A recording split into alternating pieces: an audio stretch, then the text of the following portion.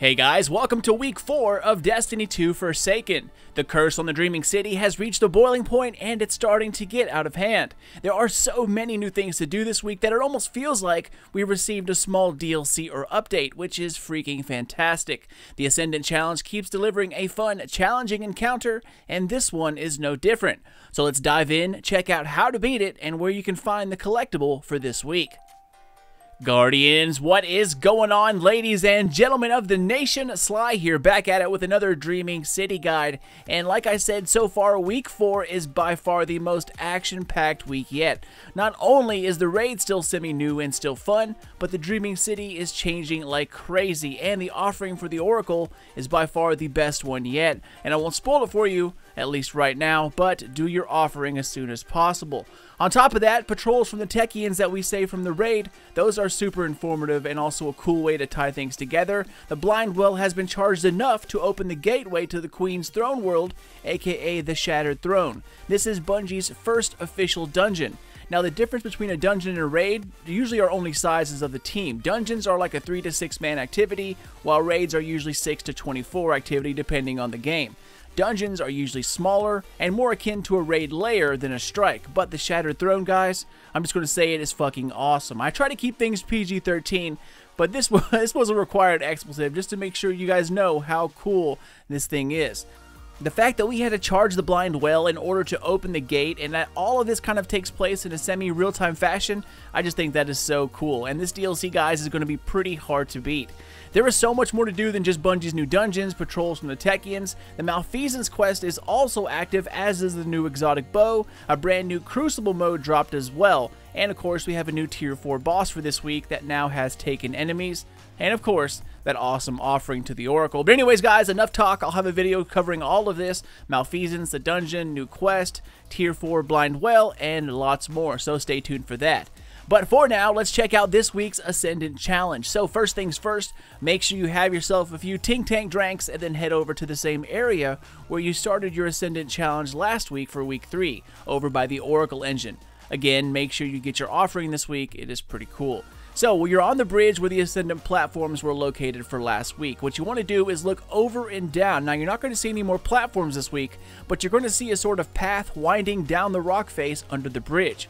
Simply jump on down, stick to the path. This will take you to a taken portal. Now, this is simply a shortcut. This portal is always here, and you do not have to be Ascendant to use it. As you can see, I don't have the Ascendant's buff, but it is still there for me. So jump through this and it will take you to the confluence area. Now, if you've watched my videos for the past few weeks, you might know that I thought this area here within the confluence was going to be a raid encounter, or perhaps even the start of the raid. But turns out I was wrong. This is actually the start of the dungeon. There is a Techian close to the portal at the back of this map, so head back over there, talk to her, and once you do, this will unlock access to the dungeon. So once you talk to her, head back towards the door you just came in, and then head over towards the middle. You're going to start to see platforms appear. Most of these will be on their sides, so jump up carefully, take them all the way around the map, and the chests will be high up, right in the middle, waiting for you. Now, of course, there are plenty more Ascendant chests spread all over the Dreaming City, but if it's on the way to where we have to go, I usually like to stop and grab them. There's plenty of triumphs for these chests, so it's a good idea. Okay, so there is one more chest on the way to the challenge this week. So after you grab the first chest, drop down, exit this room, heading out the way you came in, and then take a right. This will take you to a church-like place called Harbinger's Seclude. On the left-hand side of this room, in the far back left corner, there will be another portal. Jump through and then stay straight. Once you get to this main room, hang a left and you'll notice that this area is where the two Ahamkara skulls are. There's Munin and Hugin, and they trade for Baryon Bow. The far right skull is the one you want to check out. You can buy Queen's Foil tinctures here, aka the Tink Tank drink, for 50 Baryon Bow or Bibros, so stock up if you're looking to get your drink. You'll also notice the chest is here on the right side as well. Alright guys, now let's do the damn thing. Head up the elevator and make your way to the very top of the stairs where the huge statue looms in the distance. It's overlooking everything on the balcony. Just like my week 1 guide, halfway towards the statue, look to your right and you'll see more platforms start to appear. Just follow them all the way to the top and this will lead you to the portal on top of the statue's head. Anyways, this place is pretty cool, guys, but dangerous AF. So make your way to the big platform in the middle of everything. You'll notice that there are a ton of Hive doing some kind of creepy ritual.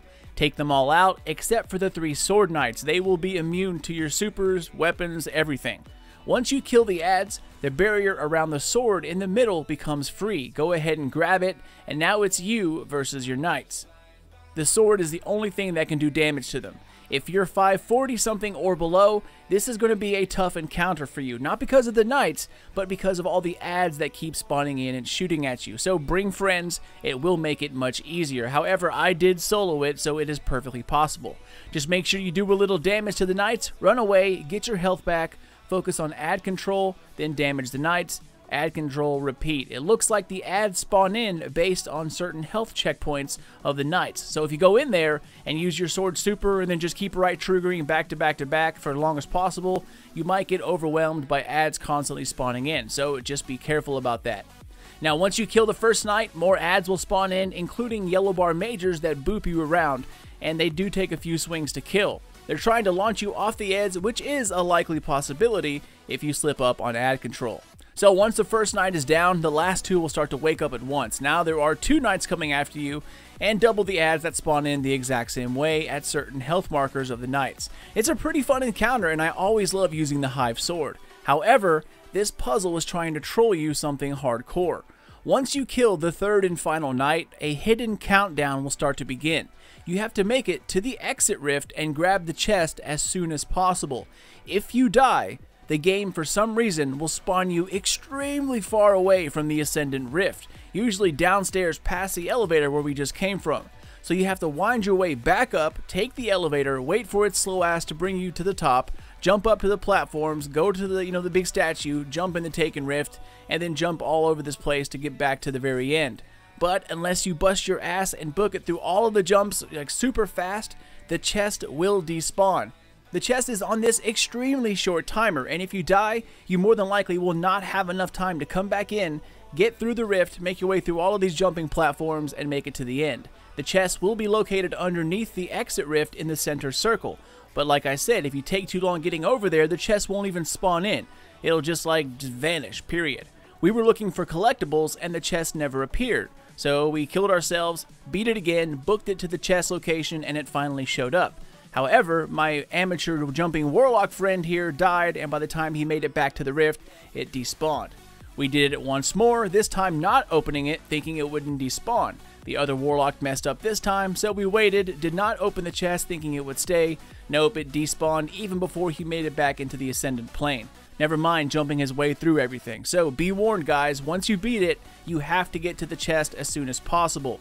You mess up, you will more than likely have to do this encounter over again to get the chest.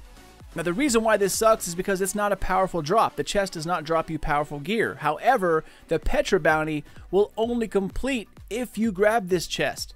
And that is powerful gear, so you need this chest to get 2 powerful reward drops. The weekly thing for completing those weekly bounties, and the Ascendant challenge is a weekly bounty, and also for completing the weekly challenge from Petra, which is to complete 2 weekly bounties, and of course this is one of them.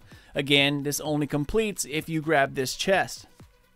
So once again, guys, as soon as the knight dies, you have to head towards the exit and grab the chest ASAP.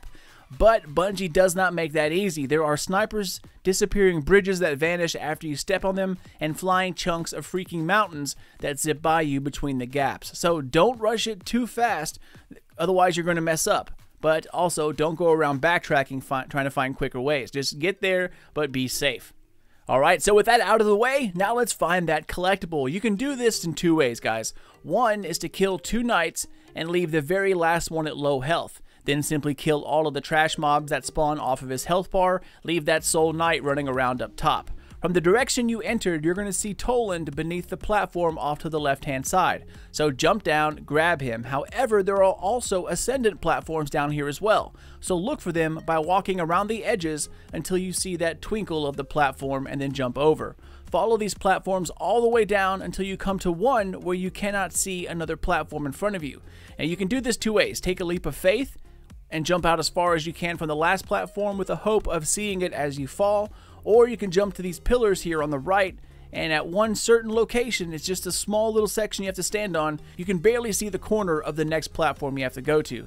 So go ahead, follow those again. But this next spot, you will have to take a leap of faith. There is no other way. So simply jump outwards and you'll see the next platform you have to go to. But you cannot see the edges of them at all from any angle. So it's a complete blind jump. You're going to have to do that twice. After you make those blind jumps, keep following them all the way down, guys, and the collectible for this area is located at the end. Now, there's simply no way you can do all of this after you kill your knights. You know, the chest would have been long gone now. So head back up, kill your knight, and then book it to the exit rift and don't die. Or you could kill the last knight, go grab the chest, then jump all the way back here to grab the collectible, and then jump back to the rift a second time so you can get the hell out of here. The choice is yours. But that is about it, Guardians. All of these Ascendant challenges, at least in my opinion, are pretty fun, and I'm always looking forward to them, and I hope you are enjoying them just the same. But I am out, guys. I have a lot more editing to do on other videos, so that's it for me. Subscribe for more Destiny 2 Forsaken, Last Wish, and Dreaming City guides. Spank that thumbs up, but only if you enjoyed yourself, and comment down below if you have any questions, tips, or tricks, or if you just want to say what's up. Take care, y'all, and thank you all so much for the support here recently during Forsaken launch and Hurricane Florence. You guys are freaking amazing. Take care, my friends, and keep those eyes open for more vids coming out soon. But until then, this is your dude Sly, and I'll catch you guys next time.